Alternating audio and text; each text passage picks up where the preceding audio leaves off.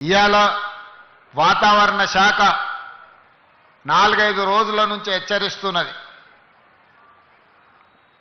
విపరీతమైన వర్షాలు, ఎవరు బయటికి వెళ్ళకండి, ఈ వర్షాలు మొత్తం వ్యవస్థలను అన్నిటిని కూడా దిగ్బంధం చేస్తాయని.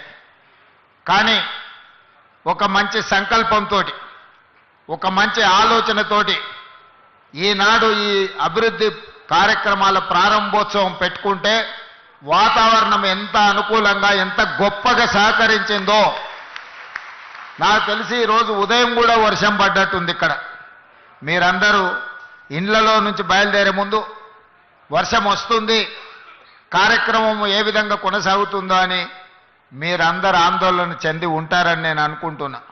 కానీ మనమందరం మనసులో ఎలాంటి కల్మషం లేకుండా భవిష్యత్ తరాల కోసం ఈనాడు ఒక భారత్ ఫ్యూచర్ సిటీని ఈ ప్రాంతంలో ప్రారంభించుకోవాలని అనుకుంటే వరుణ దేవుడు కూడా ఈరోజు మనకు సహకరించి ఈ కార్యక్రమాలను ముందుకు తీసుకెళ్లడానికి ఈరోజు మనకు అవకాశం దొరికింది.